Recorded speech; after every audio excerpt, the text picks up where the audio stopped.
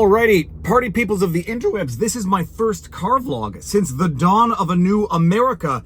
Dawn, pun intended, I just made that up right now. Donald Trump in a crushing, decisive defeat over cackling commie Kamala Harris, the phoniest candidate to have ever been run and the worst candidate to have ever been run. Decisive is not the word. There's going to be a sweep in all swing states. They're waiting to call Arizona for whatever the reason. You got Nevada, which is going to go Trump. Decisive is an understatement. Miami-Dade went red. 40 plus 45% of the Latino community voted for Donald Trump. Record numbers of black men voted for Donald Trump. Record numbers of white men voted for Donald Trump. Record numbers of white women voted for Donald Trump. Record numbers of black women voted for Donald Trump, but still a little bit lower than the other stats. Decisive.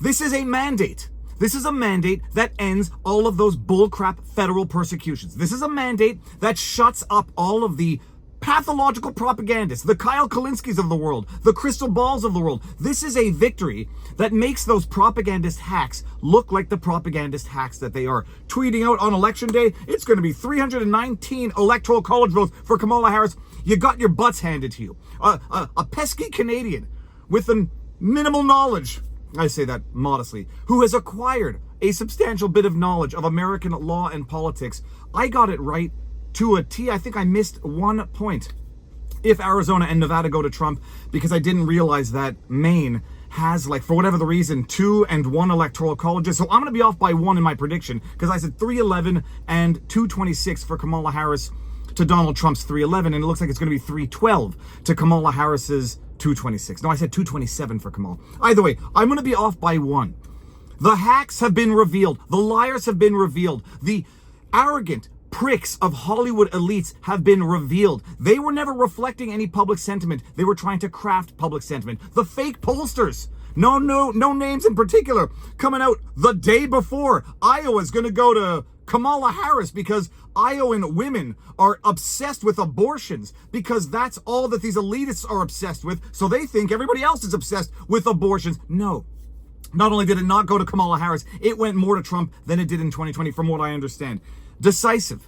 The lawfare is going to come to an end. People should hang their heads in shame. We'll see what corrupt Justice Juan Marchand does in New York. Juan Marchand, remember his daughter, Lauren Marchand, works with Authentic HQ that was raising money for Shift McBrain's Adam McSchiff, working with other Kamala Harris PACs. Remember that one? One of the founders of that company founded White Dudes for House. Remember this entire corrupt system that since 2015 tried to depict Donald Trump as a racist, tried to depict him as a Russian collusionist, and the only ones colluding with Russia, oddly enough, Hillary Clinton and the DNC. Then they tried to impeach him. Then they tried to get him off the ballot for the insurrection that they also created themselves. Then they tried to bankrupt him, lock him up. Then they tried to kill him. And after all of that, decisive. It's amazing what happens when you don't have millions upon millions of ballots to find in the middle of the night, because 2024, they hadn't mailed out ballots to everybody. By 2024, the GOP had gotten a little bit wise to the lawfare.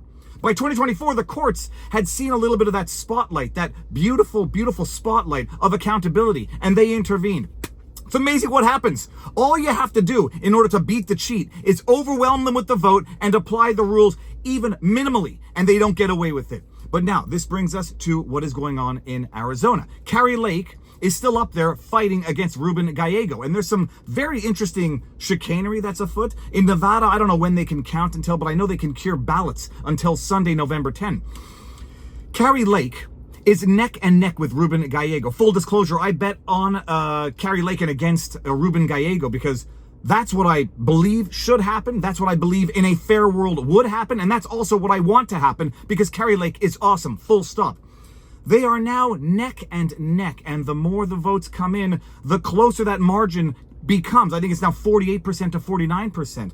And there's some serious chicanery and serious questions afoot, because there were a tweet that I saw in the Twitterverse earlier today saying, how is it possible Rubin Gallego, the Democrat nominee in Arizona, got more votes than Kamala Harris? Because go look at the numbers, by the way. As of now, at 76% reporting, Rubin Gallego, the Democrat candidate in Arizona for Senate, has more votes than Kamala Harris try to make that make sense. It doesn't make sense. It can't make sense. And if that's the final tally, it won't make sense, and it'll be suspicious, and I dare say criminally suspicious. The only caveat, the only asterisk on that is that they're still tallying the votes. So it's possible Kamala Harris's number comes up so that Rubin, Gallego, and Kamala Harris are commensurate in that number in terms of how many votes they got in Arizona, sorry.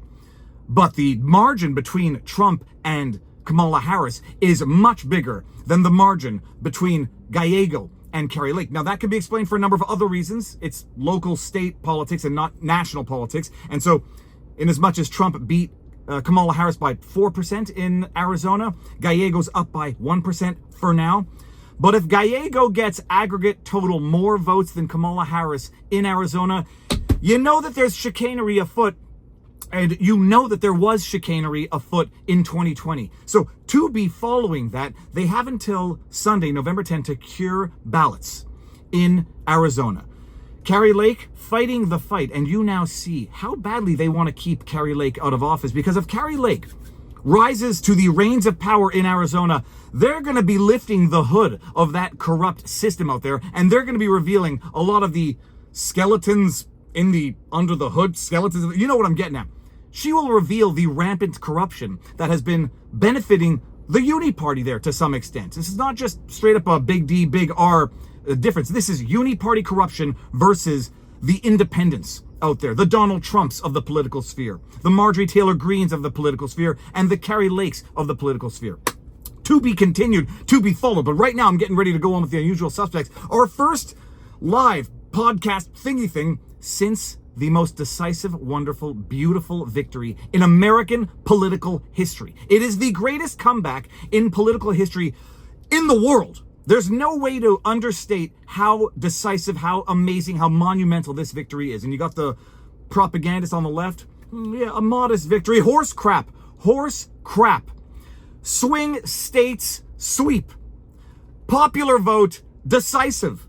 It is decisive. It's a new day for America. And my goodness, has America gone from the precipice of utter disaster on July 13 to the miracle of the bright future that lies before it? Holy cow. People, if you like what I do, you know what to do. Like, share, subscribe, hit the notification bell. Make sure your notifications are turned on. YouTube, or as I consistently call it, CommieTube, is doing its very best to make sure that the voices are not heard. And that is why we have Rumble. Go to Rumble, Viva Frei on Rumble, vivabarneslaw.locals.com for the best above average community out there. Now I got to get out and go do a podcast. Peace out, peeps. Booyah!